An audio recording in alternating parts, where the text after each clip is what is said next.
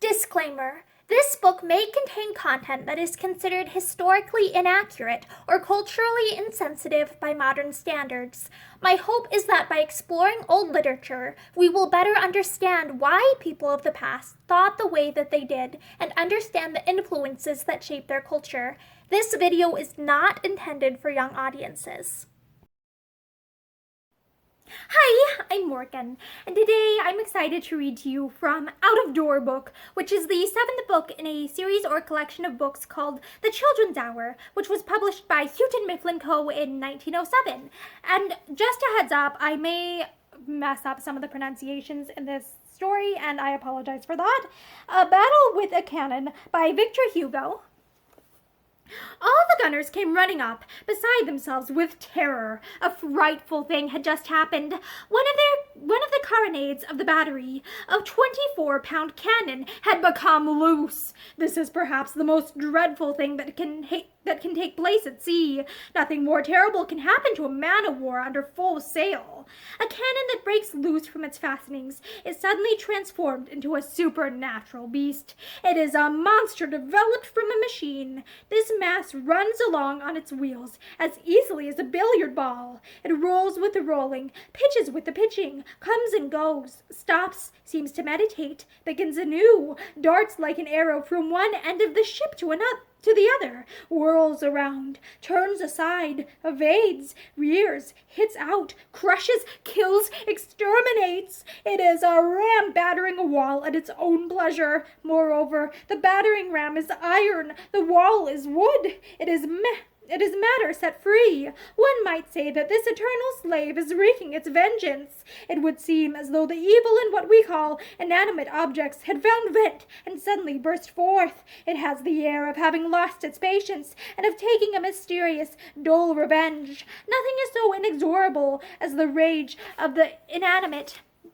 The mad mass leaps like a panther. It has the weight of an elephant, the agility of a mouse, the obstinacy of the ox. It takes one by surprise, like the surge of the sea. It flashes like lightning. It is deaf as the tomb. It weighs 10,000 pounds, and it bounds like a child's ball. It whirls as it advances, and the circles it describes are intersected by right angles. And what help is there? How can it be overcome? A calm succeeds the tempest. A cyclone passes over. A wind dies away. We replace the broken mass. We check the leak. We extinguish the fire. But what is to be done with this enormous bronze beast? How can it be subdued? You can reason with a mastiff, take a bull by surprise, fascinate a snake, frighten a tiger, mollify a lion. But there is no resource with the monster known as a loosened gun.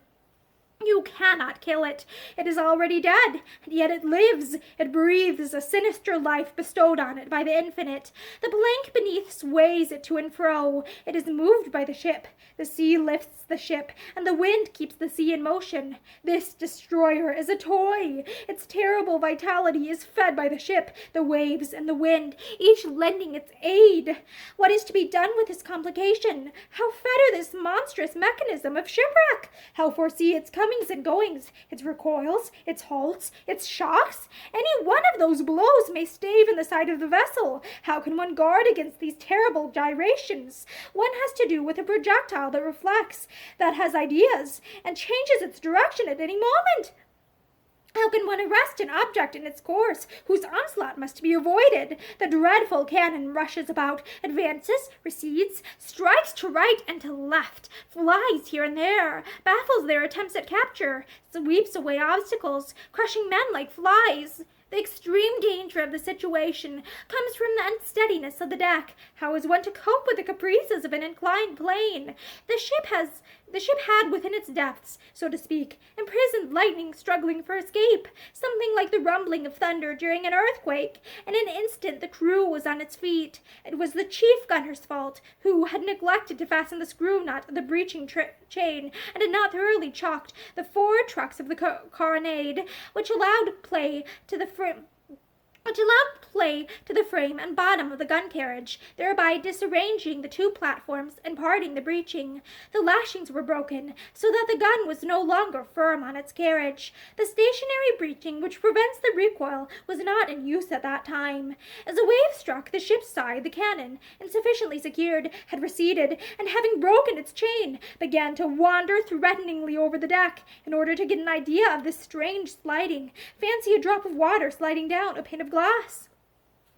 When the fastening broke, the gunners were in the battery, singly and in groups, clearing the ship for action. The carronade, thrown forward by the pitching, dashed into a group of men, killing 4 of them at the first blow. Then, hauled back by the rolling, it cut into an unfortunate 5th man, and struck and dismounted one of the guns of the larboard battery.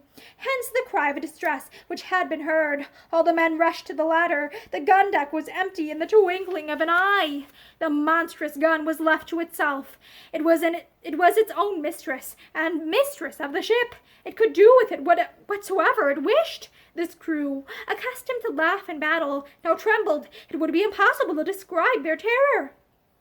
Captain Boyce Berthelot and Lieutenant Vieuville, brave men though they were, paused at the top of the ladder, silent, pale, and undecided, looking down on the deck. Someone pushed them aside with his elbow and descended. It was their passenger, the peasant, the man about whom they were talking a moment ago. Having reached the bottom of the ladder, he halted. The cannon was rolling to and fro on the deck. It might have been called the living chariot of the apocalypse.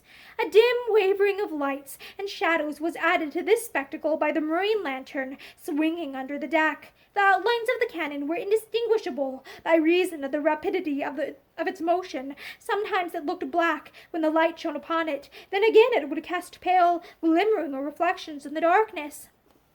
It was still pursuing its work of destruction.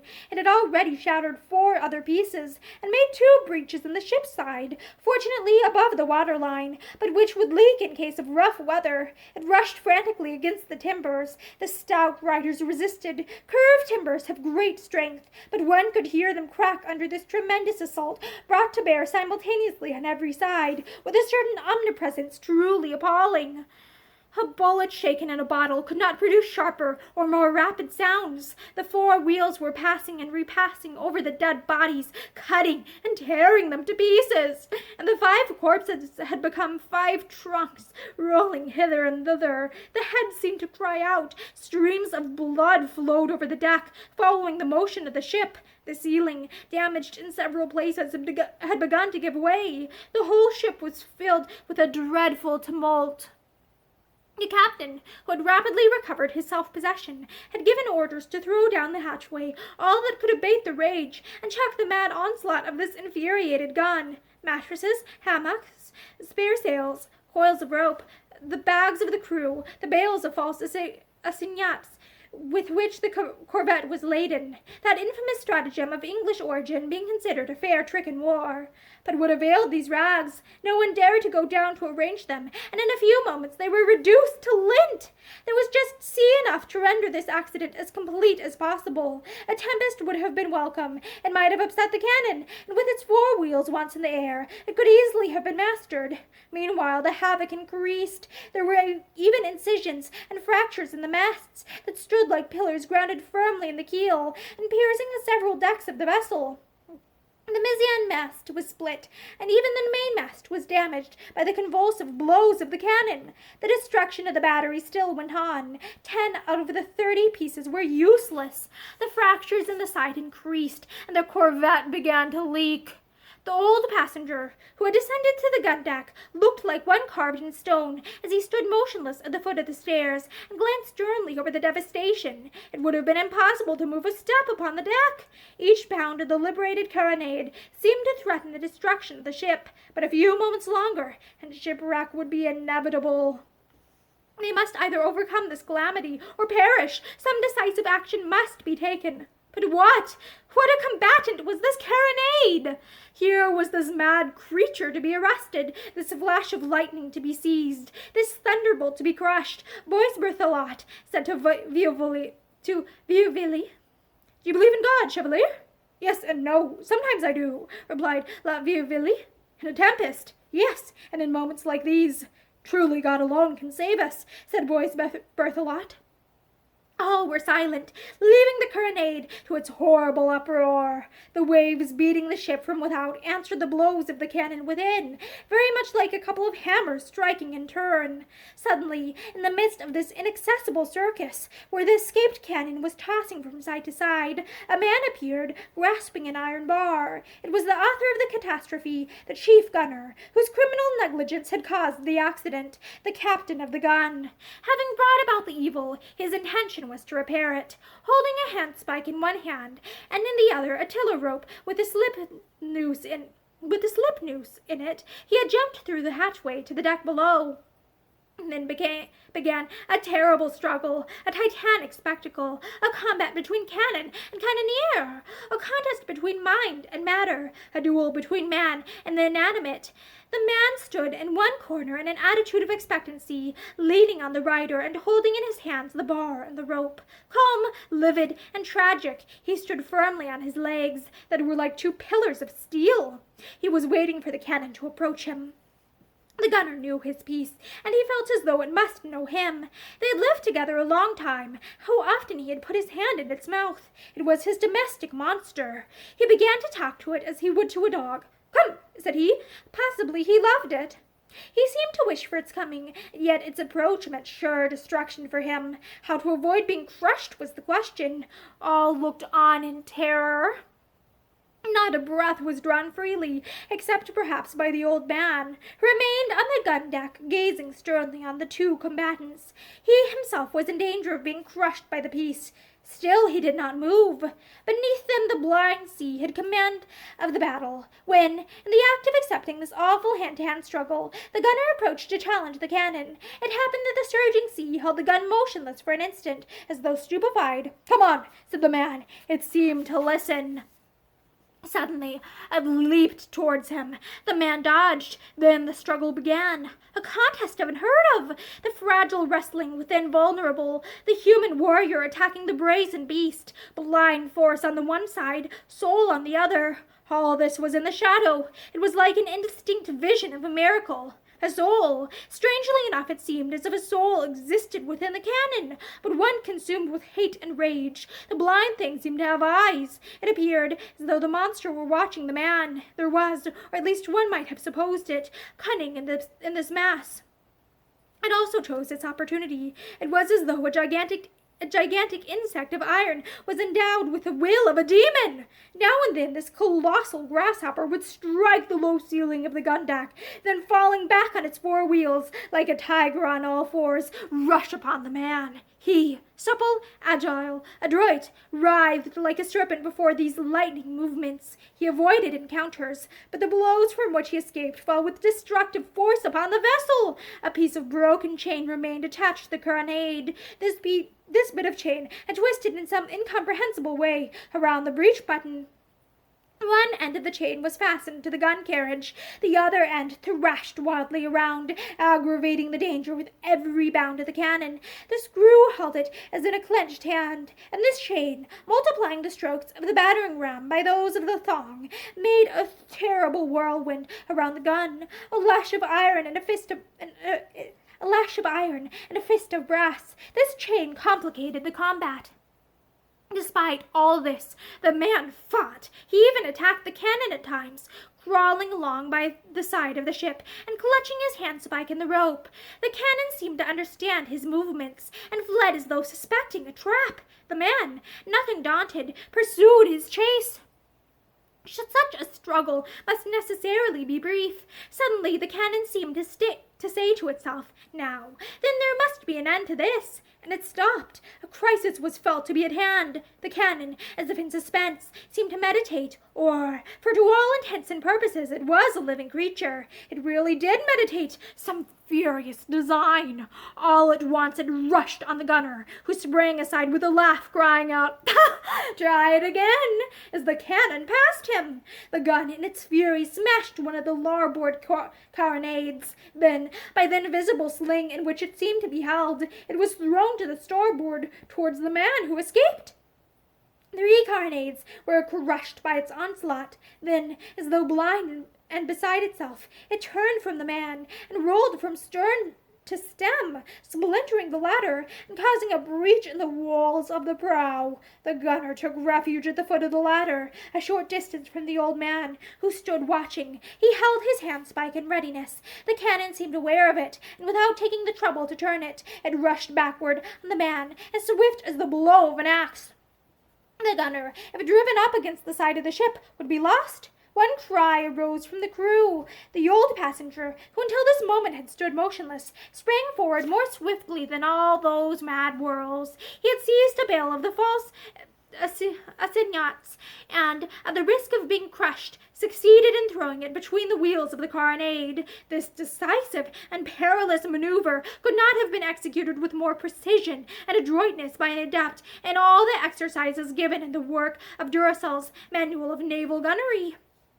The bale had the effect of a plug. A pebble may block a log. A branch sometimes changes the course of an avalanche. The carronade stumbled, and the gunner, availing himself of the perilous opportunity, thrust his iron bar between the spokes of the back wheels. Pitching forward, the cannon stopped, and the man, using his bar for a lever, rocked it backward and forward. The heavy mass upset, with the resonant sound of a bell that crashes in its fall. The man, reeking with perspiration, threw himself upon it, and passed the slip noose of the tiller rope around the neck of the defeated monster.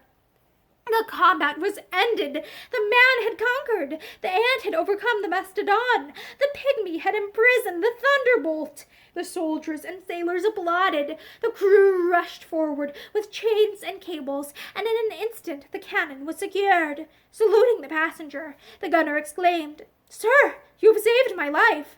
The old man had resumed his impassible attitude and made no reply. The man had conquered, but it might be affirmed that the cannon also had gained a victory. Immediate shipwreck was averted, but the corvette was still in danger. The injuries the ship had sustained seemed irreparable. There were 5 breaches in the sides, one of them a very large one, in the bow, and 20 carronades out of the 30 lay shattered in their frames. The recaptured gun, which had been secured by a chain, was itself disabled. The screw of the breech button being wrenched, it would consequently be impossible to level the cannon. The battery was reduced to 9 guns. There was a leakage in the hold. All these damages must be repaired without loss of time, and the pump set in operation. Now that the gun deck had become visible, it was frightful to look upon. The interior of a mad elephant's cage could not have been more thoroughly devastated. However important it might be for the corvette to avoid observation, the care for its immediate safety was still more imperative. They were obliged to light the deck with lanterns, placed at intervals along the sides. In the meantime, while this tragic entertainment had lasted, the crew, entirely absorbed by a question of life and death, had not noticed what was going on outside of the ship. The fog had thickened, the weather had changed, the wind had driven the vessel at will. They were out of their course, in full sight of Jersey and Guernsey, much farther to the south than they ought to have been, and confronting a tumultuous sea. The big waves kissed the wounded sides of the corvette with kisses that savored of danger. The heaving of the sea grew threatening. The wind had risen to a gale. A squall, perhaps a tempest, was brewing. One could not see 4 oars' length before one. While the crew made haste with their temporary repairs on the gun deck, stopping the leaks and setting up the cannons that had escaped uninjured, the old passenger returned to the deck. He stood leaning against the mainmast. He had taken no notice of what was going on in the ship. The Chevalier de la Vieuville had drawn up the marines on either side of the mainmast, and at a signal whistle of the boatswain, the sailors, who had been busy in the rigging, stood up on the yards. Count Boisberthelot approached the passenger. The captain was followed by a man who, haggard and panting, with his dress in disorder, still wore on his countenance an expression of content. It was the gunner who had so opportunely displayed his power as a tamer of monsters and gained the victory over the cannon. The count made a military salute to the old man in the peasant garb and said to him, "Here's the man, General." The gunner, with downcast eyes, stood erect in a military attitude. "General," resumed Count Boisberthelot, "considering what this man has done, do you not think that his superiors have a duty to perform?" "I think so," replied the old man. "Be so good as to give your orders," resumed Boisberthelot. "It is for you to give them. You are the captain." "But you are the general," answered Boys Berthelot. The old man looked at the gunner. "Step forward," he said. The gunner advanced a step. Turning to Count Boris Berthelot, the old man removed the cross of St. Louis from the captain's breast and fastened it on the jacket of the gunner. The sailors cheered, and the Marines presented arms. Then, pointing to the bewildered gunner, he added, "Now let the man be shot."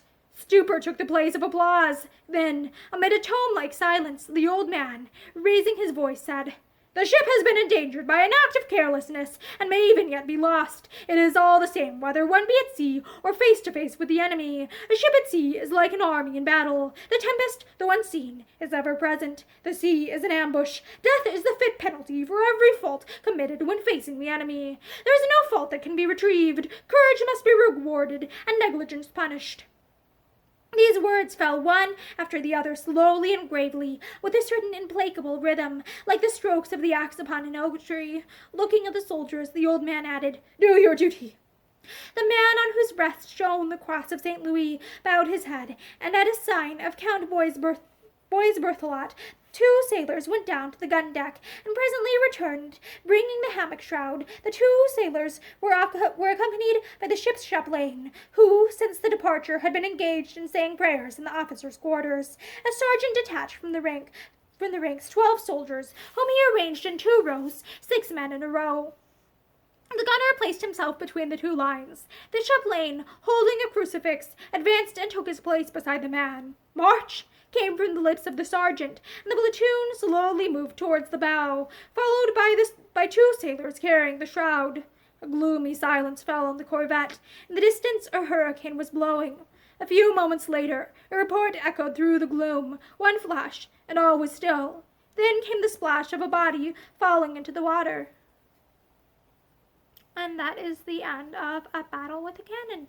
Thank you for listening to that story with me, and I hope that you're having a great day. Bye!